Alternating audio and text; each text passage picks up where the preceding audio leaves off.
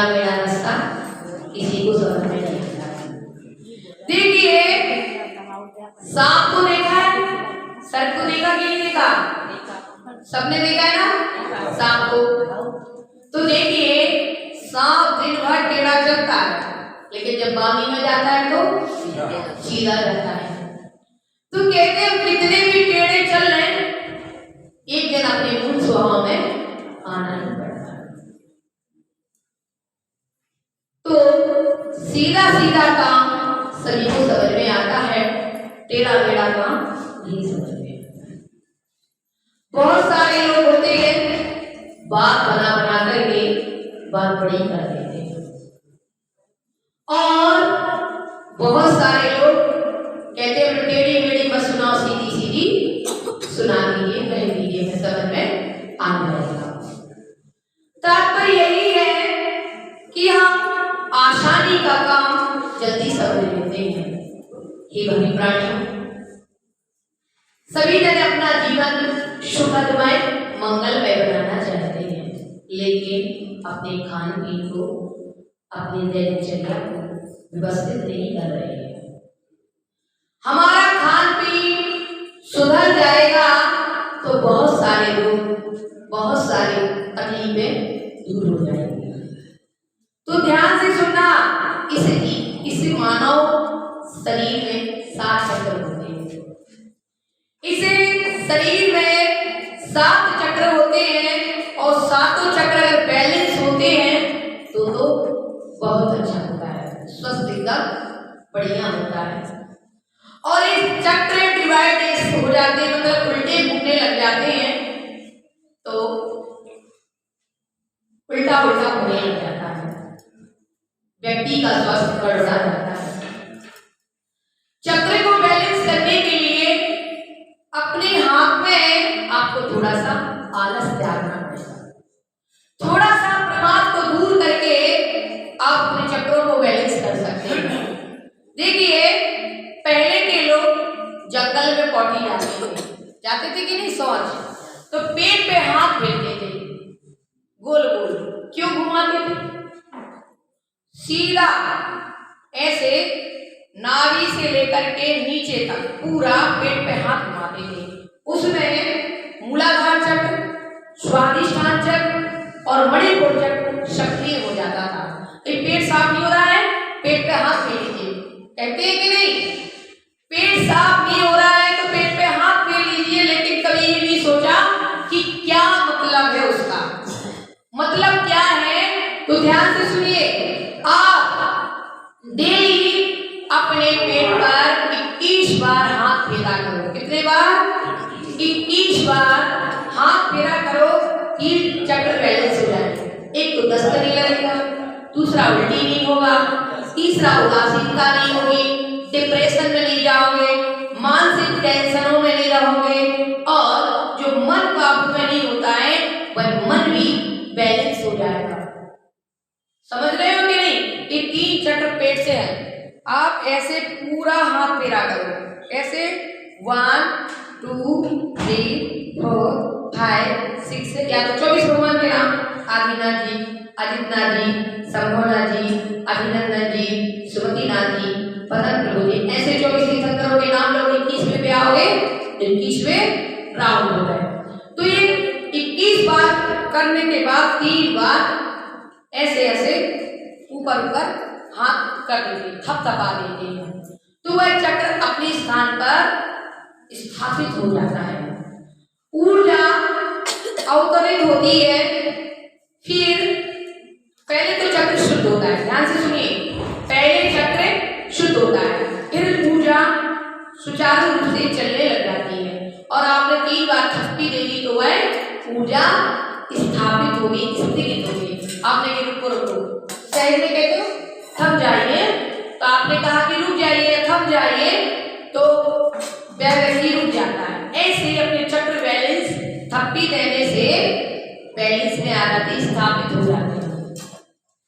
और उसके बाद आप लोगों को हृदय में प्रॉब्लम, घबराहट, जी मचलाना, उल्टी आना और मन अच्छा नहीं होना, तो जैसे आजकल सभी को घबराहट होती है, हार्ट अटैक आने होते हैं।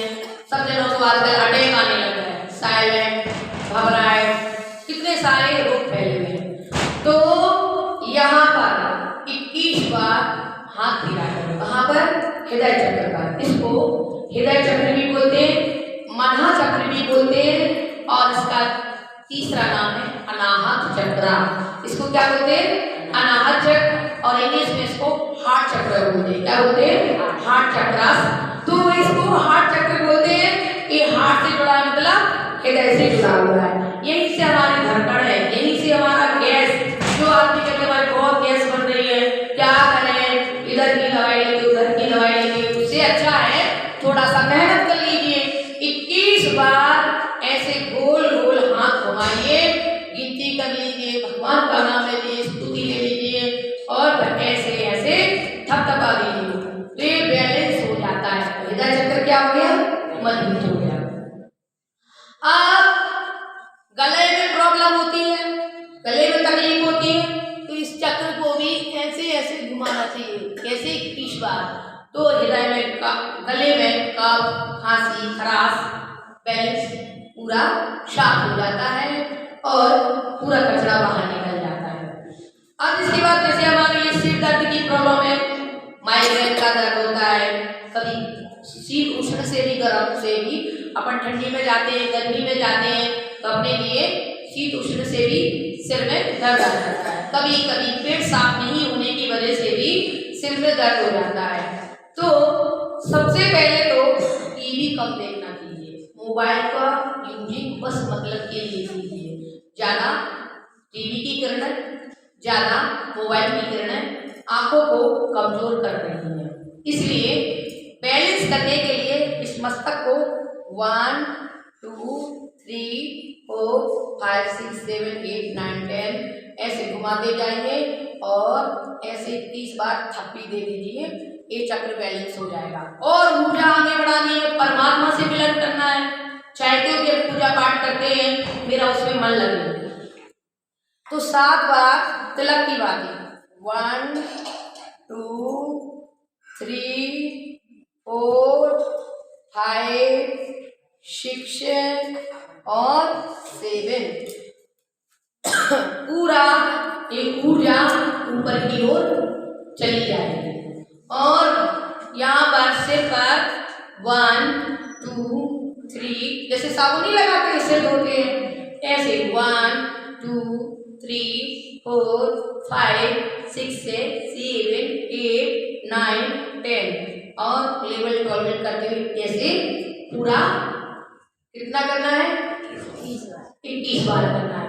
तो ये हमारा चक्र बैलेंस हो जाएगा।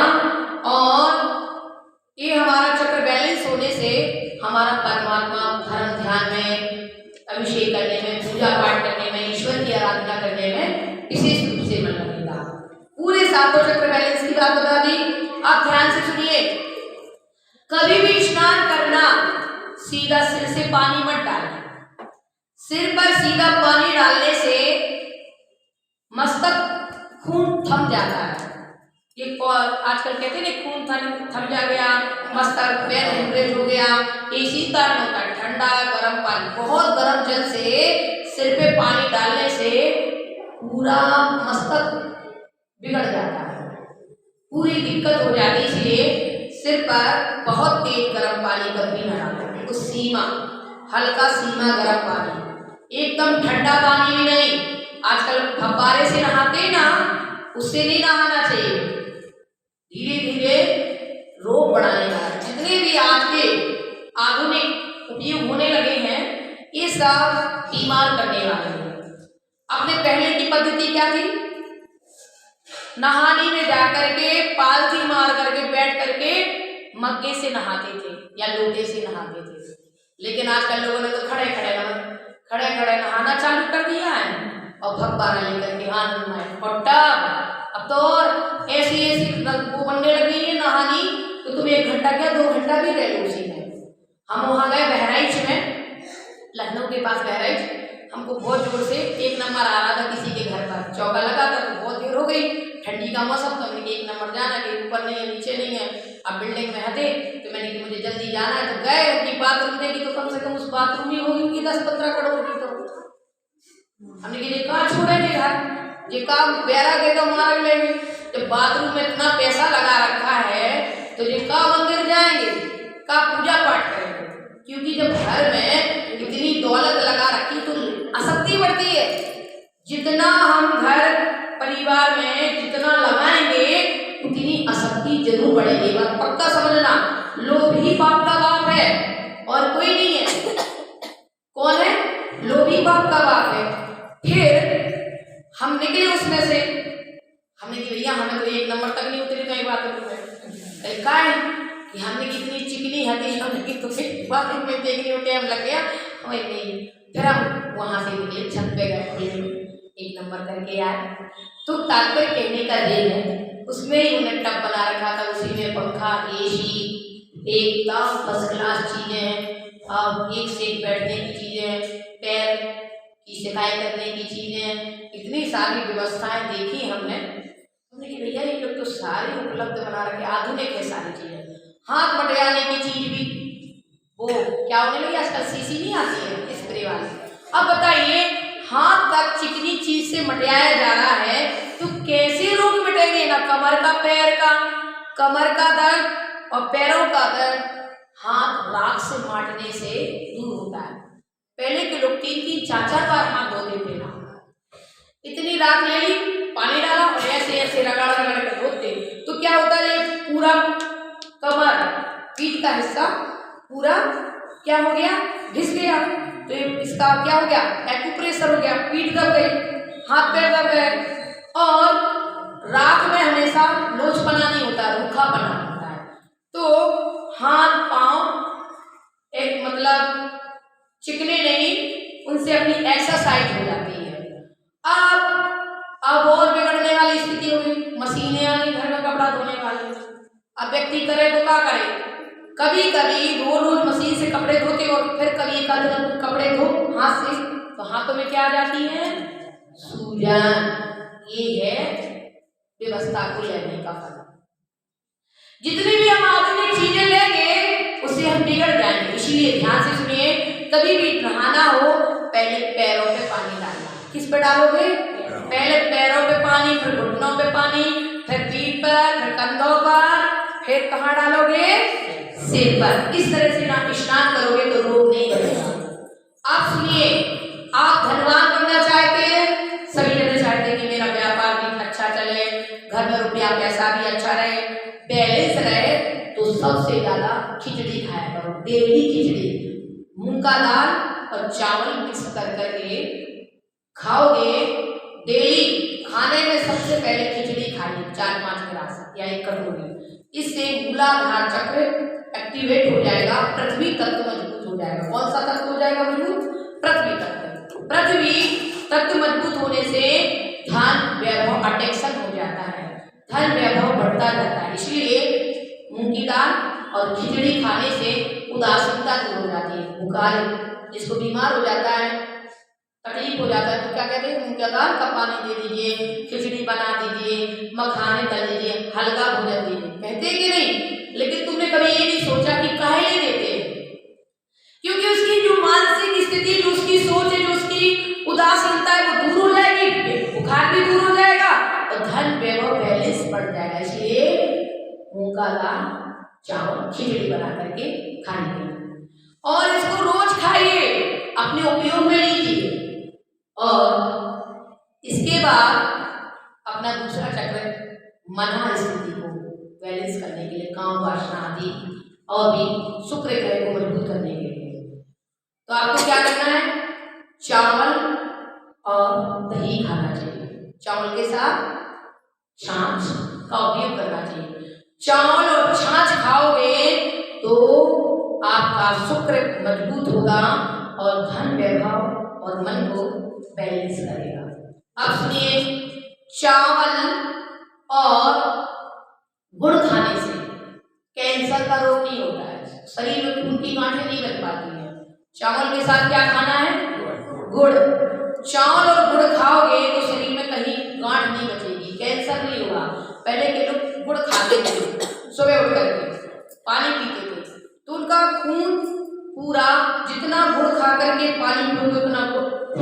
है, ऐसा कहते हैं। तो गुड़ खाने से मिट्टी डस्ट अपने नाक के द्वारा जो चली जाती है वह मल विसर्जन में साफ हो जाती है, इसलिए गुड़ खाने से शरीर शोधन होता है। तो गुड़ चावल खाने से ब्लड कैंसर आदि के रोग नहीं हो पाते हैं। सुन रहे हो कि नहीं? याद रखना, ये अपने उपयोग की बात है। अब हमारा डर, हमें डर लगता है, हमारे मन में डर हो जाता है, भयभीत हो जाते हैं।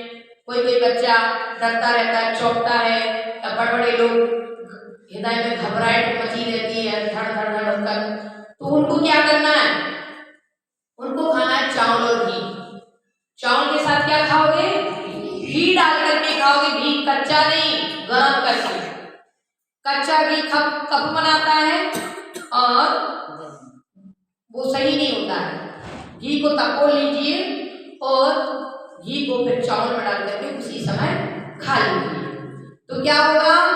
हृदय मजबूत होगा, प्रेम बढ़ेगा, सबके प्रति भावनाएं अच्छी होंगी। आप चर्म के रोग होते हैं, खुजली होती है कि नहीं?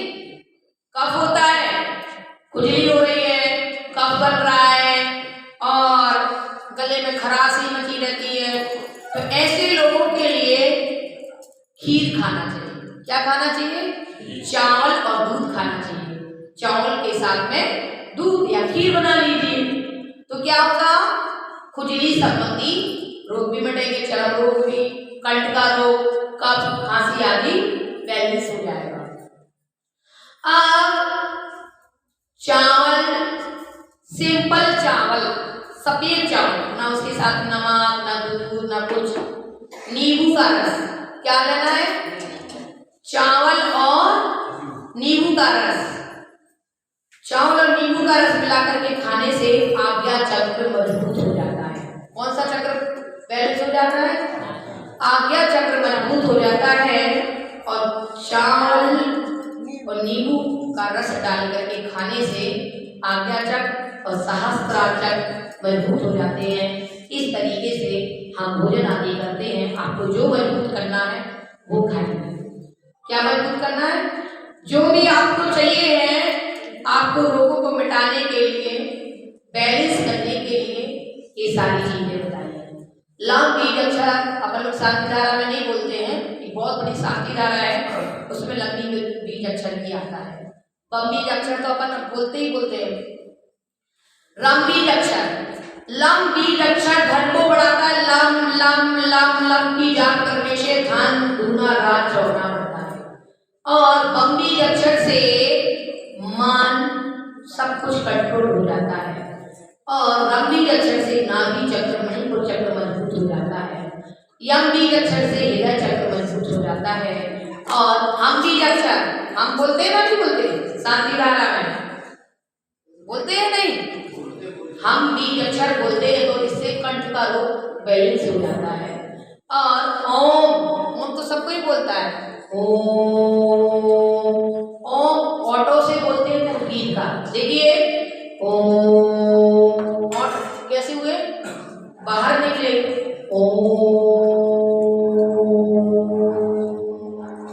ये कहलाती है उद्गीता। इसका 20 मिनट या 10 मिनट ध्यान करने से समस्त कर्म दूर हो जाते हैं, अमोघ शक्ति की प्राप्ति होती है, अमोघ निधि की प्राप्ति होती है। 10 मिनट ओम का ध्यान दीजिए। और जब दूसरा ओम, अंतर्नाद वाला ओम कैसे करोगे? ना ओम चलेगा, खाली मुख और नाक से बात होगी। ओम